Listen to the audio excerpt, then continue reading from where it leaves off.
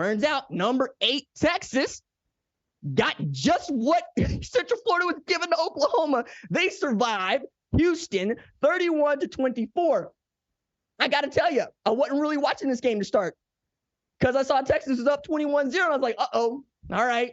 There's the team that beat Alabama. There's the team that we thought could contend for a college football playoff spot for the first time in school history. And Houston said, no, you forgot, RJ. We hate Texas. Sold out for this game in Houston because Houston can't stand Austin, Texas. Houston football especially can't stand Texas. But you know what? The Houston boys seem to embody that. Donovan Smith went for damn near 350 against Pete Kwiatkowski's defense, getting what he wanted. Matthew Golden coming up with great TD catches. Had them in position to try to win this game late when Quinn Ewers goes down with an injury. Malik Murphy comes in there, gets them that TD drive to win the game. I love his fake there at the end there for Jonathan Brooks, right? Cedric Baxter, CJ Baxter. He stood that pose a long time. He just let the cameraman thought that Malik Murphy still had the ball in his hands. By the time he figured out Cedric Baxter was in the end zone, which means it's a really great fake. But I kind of want to talk about OU and what they did to Texas, but also what Houston represents for Texas before we get to Quinn Ewers and just what that injury is, because I really got to fill y'all in on this one. Okay? So, Houston and Texas have played just 5 times since 1953. You feel like that would be a natural rival for the University of Texas. Oh, it was. Until it was not. So 1968, Texas, number 1 team in the country, playing Houston, who signed a player named Elmo Wright, player that wanted to play at Texas. But Darrell Royal didn't recruit Elmo Wright to Texas. Then Elmo Wright put it on Texas, and that game ended in a 20-20 tie. And the Texas boosters would never let Darrell Royal forget it, okay? You can't have a tie to Houston as the number 1 team in the country. You'll also know that Texas is the last program to field an all-white team and win a national championship. That was 1969. So you can see how in 1968, the only thing that was black about Texas football was spikes they was wearing. Needless to say, Elmo Wright chose to take that personally. So after that, Darrell Royal never scheduled Houston again. So it's been 20 years since Texas and Houston have played each other, even as Texas produced the first black quarterback, Houston produced the first black quarterback Heisman winner in Andre Ware in a year where Houston wasn't even playing on national television, 1989. I'm saying it goes kind of deep here, right? Goes back to Houston wanting to win so bad, they run in a split veer. You know, Bill Yeoman out there handing out the envelopes, letting everybody know what's really good. Meanwhile, Texas been underperforming most years, even when they had Earl Campbell, right? Even when they had Ricky Williams, they got the 1 national championship with Vince Young. But basically since 1979, 74, you got to take about 50 years since in between there, Texas has been good. And Houston has continued to build and build. They went to the Southwest Conference. They got busted down.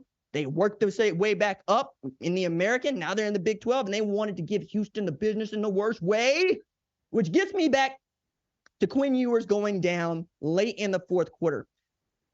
I saw this play on the replay, and I got to see Quinn Ewers lower his shoulder and try to go pick up a first down.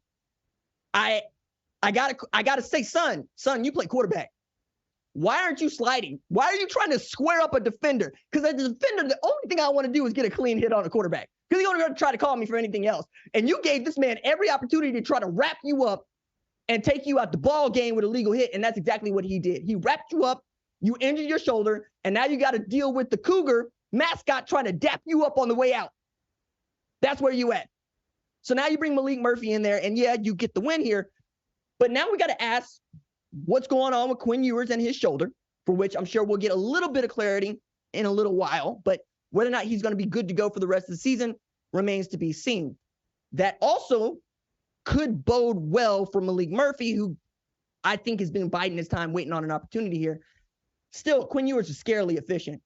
23 of 29 for 211. when they weren't able to run the football well, he was able to complete passes. And that was really kind of staggering to see that this Houston defense was doing such a good job on guys like Jonathan Brooks in their run game. But Texas nearly lost an opportunity to secure a spot in the Big 12 title game because, yeah, okay, Kansas is Kansas. And Oklahoma State's still surging, though, right? Baylor actually picked up a win against Cincinnati. Like, it feels like it's beginning to tighten up a little bit. That accordion is starting to get a little tighter toward the middle, and you just can't afford to take an L like they were about to at Houston. But they survived. They win that game 31-24. I think this is a teachable game for Texas. But I'm telling you, I couldn't wait to see what Texas posters were going to post on a pseudonym on Texas message boards after a loss to Houston. But now I can't wait to see it because, hey, they're going to feel in their feelings right now because they don't think they should ever lose to Houston. They don't think Houston is any good, and they should win by way more than 7 points, even if Houston is a good football team. I also wanted to see Dana Holgorsen not call a sprint out for Donovan Smith or try to pick up 4th and inches. On 4th and inches, sneak the football. Run QB power. Run the football. Don't call no sprint out. Then you ain't got to fall to your knees and hammer the turf. Then you ain't got to feel bad about calling that play for a dude that was out there spinning it and for a run game that was out there getting it. You know, I wanted to see them get in a position where they got to go for 2 and all these things where Dana Holgorsen did that when he was at West Virginia against Texas on the road, but it wasn't to be in this game. I think for Houston, you learn that you're a good football team. You learn that you're damn near a great football team. You just couldn't finish it at the end. There's more that in the wait, or there's more down the road, not in the waiting, down the road for Houston in this season. I think they're another team that's continuing to show their strength. Donovan Smith played an outstanding football game. I dare say it was best performance that I've seen from Donovan Smith since he got to Houston for sure, but also probably taking it back to his time at Texas Tech where he wasn't ever the full-time starter. And for Texas, wake up, because everybody's hunting you. Just like everybody is hunting Oklahoma. And if you want to get in the college football playoff, you need to know that in every single game you play. It's not to say that they don't. But, man, it sure looked like they were having a hard time against Houston. If you like what you've seen, consider subscribing to the #1 college football show on YouTube, the Fox Sports app, or wherever you get your podcast.